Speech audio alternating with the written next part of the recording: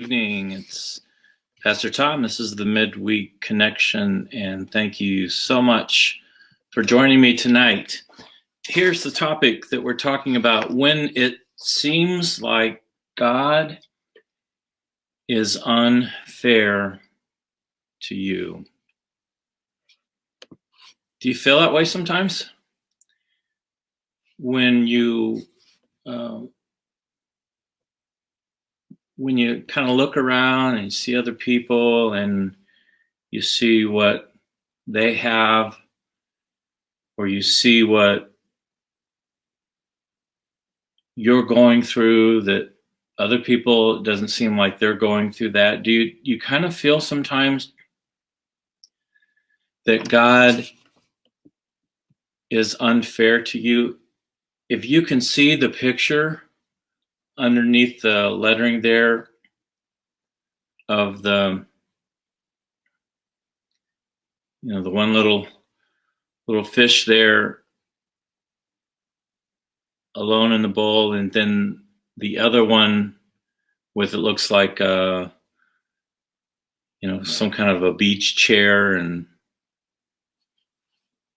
a hat to provide shade.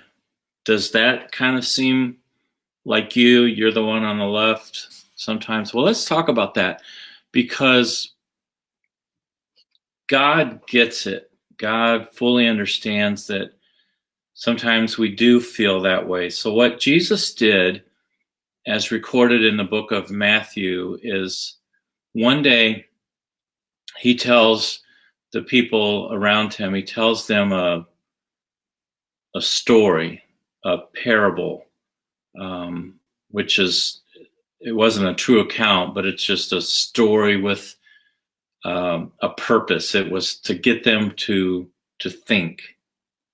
And teachers commonly would teach in that day with parables, and it was just a normal type of things when people would be around a rabbi like Jesus, that they would talk in these ways of telling stories. So here's a story Jesus tells them, and he tells them this story so that they would think about this topic of whether or not he's being fair to them.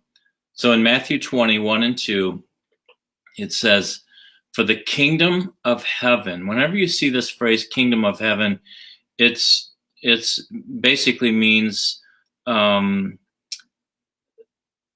what it's like to be a believer, or when you're in God's care, when you're in a relationship with God, it's like this. That's sort of what kingdom of heaven means. So for the kingdom of heaven is like a landowner who went out early in the morning to hire workers for his vineyard. He agreed to pay them a denarius for the day and sent them into his vineyard. So let's do a little bit of description here of this verse. Again, the kingdom of heaven, or a relationship with God, or being in God's care, is like a landowner who goes out early in the morning and he goes to hire workers. Now, these workers were what was known as day workers, and these were people that would gather in the kind of like the marketplace or the center of town. They would gather there looking for work for the day. These were people that, for whatever reason, did not have a steady full-time job. And who knows why? It could have been maybe because of their abilities or because of their age, maybe so young, or maybe people thought they were too old, or their strength. Who knows why? But these are people that just weren't able to to get a steady full-time job. So they would go to the marketplace and they would wait each day for a landowner or someone that required some manual work to be done to come through and hire them. Now, the days would typically last from 6 in the morning to 6 at night. And so it says the kingdom of heaven is like a landowner. And by the way, the landowner here is representing God. It's like a landowner who went out early in the morning. So he goes out maybe at 5:30 or so to try to find a worker or workers for the day. He goes out early in the morning to hire workers for his vineyard, and he finds some, and he agrees to pay them a denarius for the day, and then he sends them to the vineyard. So a denarius is a day's wage in that day, and that's the amount of money that a Roman soldier would have earned for the day. All right, so you've got God represented as a landowner, and this landowner apparently realizes that he needs more workers for this particular day to bring the harvest in or whatever type of work that he was needing done. And so he goes and he hires some day workers, people who couldn't find work any other way, hires them, and he agrees, or what he promises them is to pay them a day's wage, a denarius, and then he sends them on to the vineyard. So let's go on with this story. The story goes on, and it says in Matthew 20, verse 3, it says, "Now about 9 in the morning, he went out and saw others standing in the marketplace doing nothing." So he is the landowner, or again, representing God. So apparently, now 3 hours into the workday, the landowner realizes that he doesn't have enough people yet to get in the amount of work that he needs done. And so realizing this, he goes back into the marketplace to look for other people. And there's more people there who weren't able to get hired the first time around when other people came looking for workers. So they've been standing there for 3 hours looking for work. So the landowner comes, and it says, again, about 9 in the morning, he went out, saw others standing there in the marketplace doing nothing. And he told them, "You also go into my vineyard, and I will pay you whatever is right." And so they went. Notice here,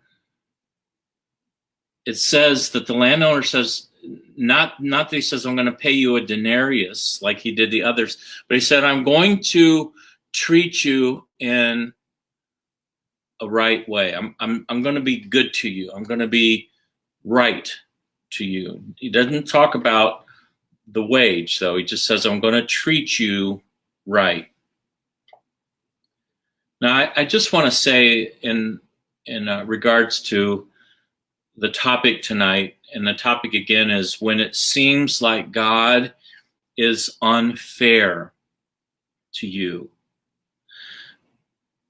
I just want to say that the whole idea sometimes that we have of God is fair or not fair is not really the best way to view it. Because if you think about it, what does that mean, that God would be fair to everybody? Does that mean that God gives every single person the same amount of sunshine and the same amount of rain in their life? Does that mean that God gives everybody an exact equal amount of money? Or does God give everyone the same exact amount of smiles, good things, joy, and then the same amount of tough things that happen in life. What does that really mean, that God is fair and not fair? If you're a parent or a grandparent, if you think of that in terms of your own child or grandchild, is it really possible to give every child the exact same thing in the same amounts? And does it mean that you're not fair if one child at one point gets a little bit more, the other child gets a little bit less? It really isn't like that with God. Instead, if you look back to this verse, God uses the word right. With God, it's not really about fair and unfair. It's about what is right. And God treats us right. Let's go on and look at verse 5 through 7. He went out again about noon, and also about 3 in the afternoon, and he did the same thing. So again, about noon and 3 o'clock, he goes out and he looks to hire more workers because he still needs more work to be done. And who knows why? There could have been bad weather that slowed the workers down. We don't really know why, but he needs still yet more people. So he goes out and he wants to hire more. And so he goes and he finds people who were unable to find work at 6 o'clock in the morning when other people came looking for jobs. These were people that basically the other landowners or people that had jobs didn't want these people. They were picked over. Other people were picked instead of them. And so these are people still looking for work now, and they're there at noon, and the landowner goes and he hires them. And again, the idea is he's going to pay them what is right. And then at 3, he does the same thing. And then also it says about 5 in the afternoon. Remember now, the work day lasts from 6 o'clock in the morning to 6 o'clock at night. So about 5 in the afternoon, he went out and found still others standing around, and he asked them, "Why have you been standing here all day long doing nothing?" And then here's what they said: "Because no one has hired us," they answered. In other words, we've been picked over. There's other people that were stronger. There's other people that were deemed to be more capable, or there's other people that were younger than us, or whatever the case might have been. They weren't the ones who were the most hireable, and others were chosen. And so it says the landowner comes and he hires them at 5 o'clock in the afternoon, 5 o'clock p.m., and the workday ends at 6. And he says to them, "You also go and work in my vineyard." Again, let's talk about this. In God's way of looking things, you really can't judge him as being fair and unfair. As I said before, how do you really determine that? What is fair and unfair? Because we live in a world that is broken. We live in a world that is unfair. This entire environment that we live in is unfair. And would it even be recognizable? Would it even be a world that we would want to live in if everything was exactly equal in the amount, again, that everyone has the exact same amount of money, everybody has the exact type of house, everybody has the exact amount of joy and the exact amount of hardships that they go through? That's really not the way life is, especially in a broken world. And so when we start comparing ourselves and wondering, well, it seems like they have more than I do. They have a better house than I do. They have a great marriage. And when we start to do that, that really isn't fair. If you want to say fair, that's really not fair to God. Instead, God views things as right and wrong. He always does the right for us.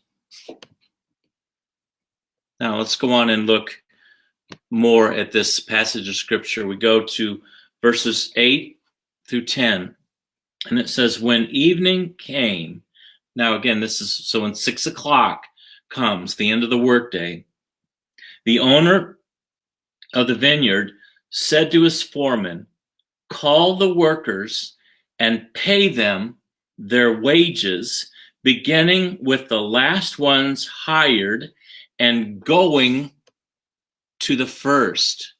Now you see what's happening here, right? I mean, you can get the kind of the drama in all of this. The people that have been there and been working from 6 o'clock in the morning to the evening, they were promised a denarius for their day's work, or a day's pay for their work. And then they see that throughout the day, other people are coming in. There's people that come in at 9 o'clock, and there's people that come in at noon to work, and there's people that come in at 3, and then there's even people that come in at 5. And you know how it is as human beings, we're all kind of calculating this whole thing of what's fair and not fair. Now, I've been working since 6 in the morning, and it's 6 at night now. I've worked 12 hours, so certainly I will get paid more. Now, remember, they were promised a denarius, a day's wage. So again, their assumption would be that those who get there at 5 would just get just a very, very small amount of money given to them, or those that got there at 3 o'clock or at noon would get much less. So here's how the story continues. It says, call the workers, pay them their wages, beginning with the last ones hired and going on to the first. The workers who were hired about 5 in the afternoon came, and each received a denarius.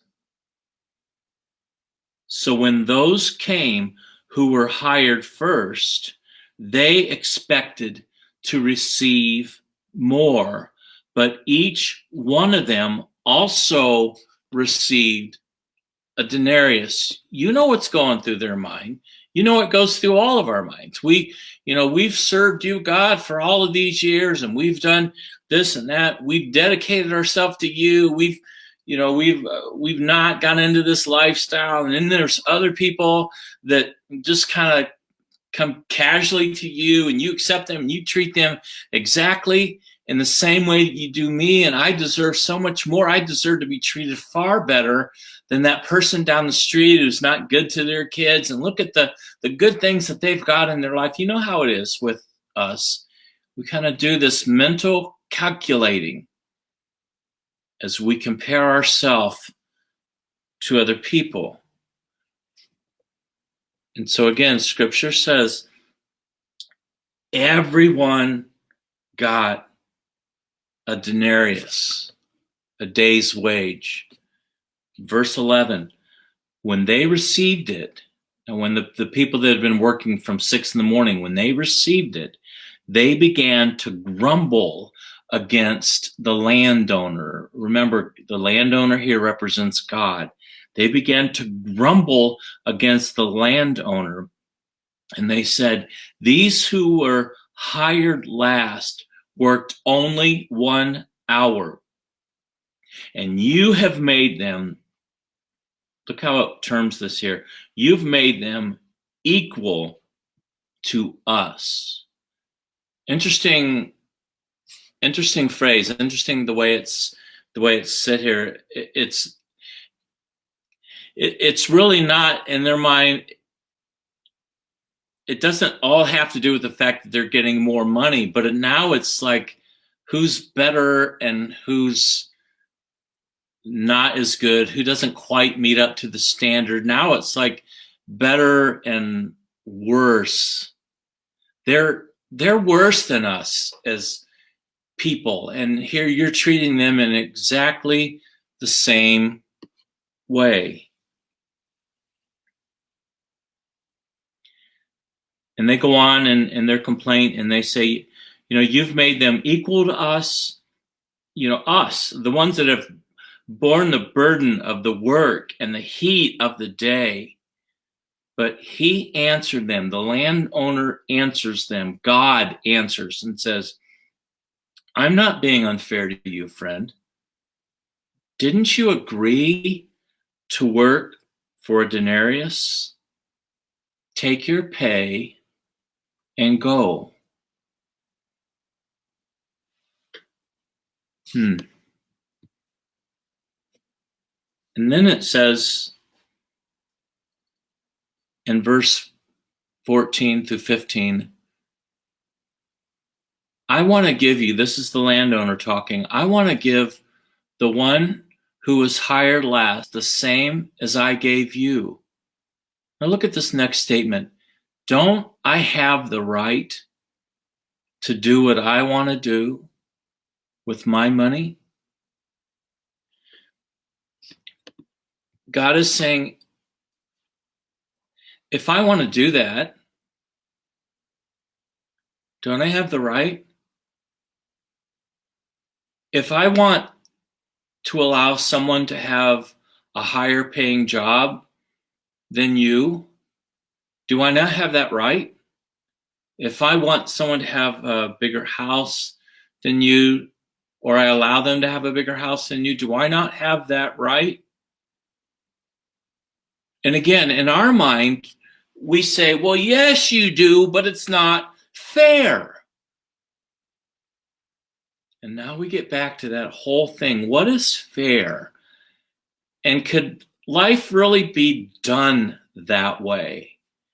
And if you're a parent or a grandparent, can you really do that with your kids? Or instead, do you do what's right? Sometimes as parents or grandparents, it really isn't about fair. It might seem unfair the way we're deciding, to do things for our kids, but that's not the ultimate thing that we're after. We're after instead what is right. And sometimes right, what is best, doesn't seem fair to the child or to us. But once again, let me say that's really not the best way to try to figure this out. It's what is right in the way God is doing this. Now look at what he says next. He says, again, God says, or the landowner says, or are you envious because I am generous? Is this really about envy?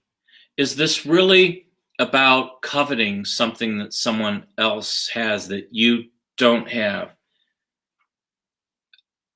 Are you envious because of my generosity? Let's just take one more closer look at this as we end this passage. Now, once again, be careful of the fair versus unfair lens that a lot of times we look at life through, and we look at God through. Let's be careful of that, because fair and unfair isn't the best way to determine how good God is. Instead, it's what is right, what is best, what he thinks in his grand plan for us in our life, what he thinks is best, knowing the future, knowing our personality, knowing everything of our past and our present, knowing everything about us, what he thinks is right. That's the best way to look at it. God works from the right versus wrong lens. Now, I want you to look at this next statement. God doesn't owe us anything. God didn't owe, or the landowner didn't owe those people anything more than what he promised. He promised them a denarius. So in other words, he promised to treat them fairly. And by the way, remember now, these were people that couldn't get a job on a regular basis. These were people, for whatever reason, weren't hireable. No one determined that they were worthy enough to hire them every day on a regular basis. Instead, these are the people that couldn't get work. And that's not a statement by me to say that people that don't have a job aren't worthy or unhireable. I'm not saying that at all. I'm just saying in this situation, these are people that for whatever reason, they were not able to get work. And so they were all very blessed that someone would come and hire them. Every single one of them were blessed. And to get a denarius in that day, the pay of a Roman soldier was an amazing thing, because the Roman soldiers were among the highest people in kind of the everyday working people's class. They were among the highest paid people. And so to get a denarius was an amazing thing. God doesn't owe us anything. In fact, he's treating these people very good. Next, let me make this statement. Don't look down at the 5 p.m. workers.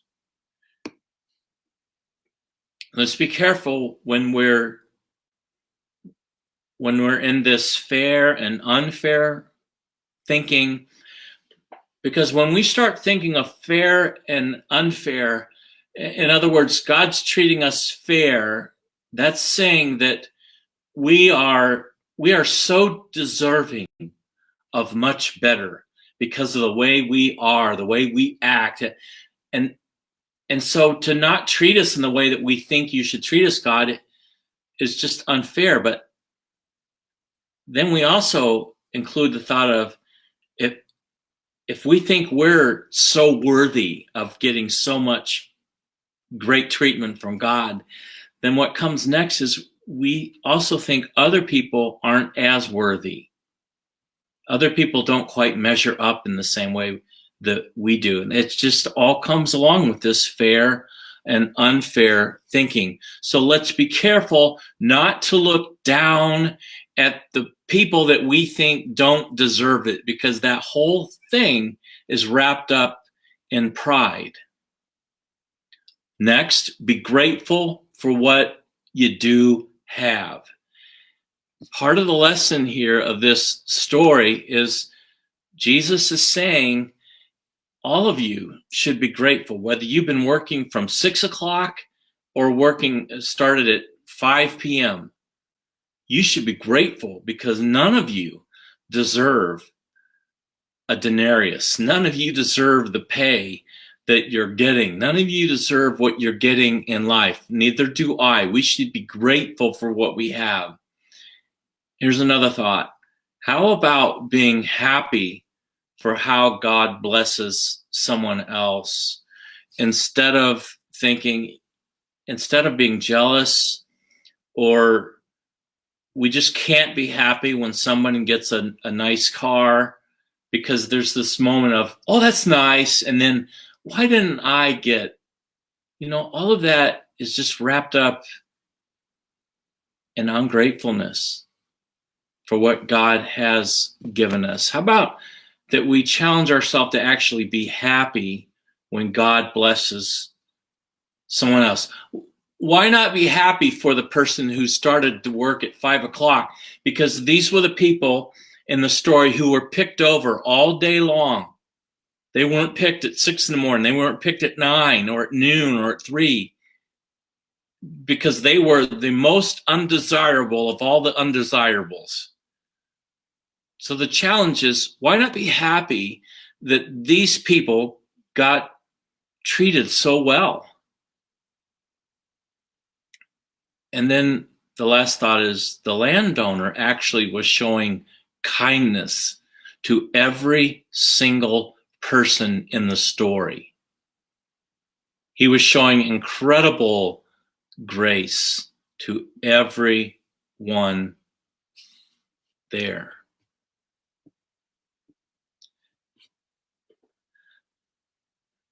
So there was a single father who was struggling just to make ends meet and was just, in all honesty, kind of feeling sorry for himself because he works himself like crazy and he doesn't have his kids all the time. He has to, only have them for a week on, a week off, and he's just feeling bad. He sees other families that are all together, and there's a happy dad and a happy mom, and he wishes that he could have that, and he feels God's treated him unfair, and he's upset. But then somebody else who doesn't have children and has wanted to have children looks at that single father and says, oh, how blessed he is. He's so lucky. God has blessed him so much to have those beautiful children. Why can't God bless me?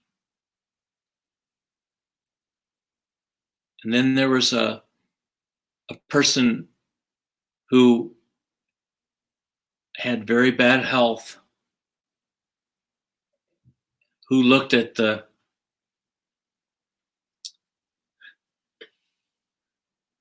person that looked at the single father and said, I would love to have the health that single father does.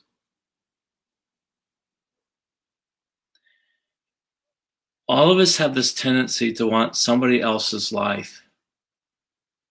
All of us have this tendency to not be happy with what we have, when in reality, God has blessed us all so much. And it's not about God being fair or unfair. It's really a matter of right versus wrong. And the fact that God, regardless of how you compare yourself to other people, or regardless of what others have a bigger house, or others have more money, or others have kids, other people have a marriage, we really need to get off of that whole idea of looking at life through that lens.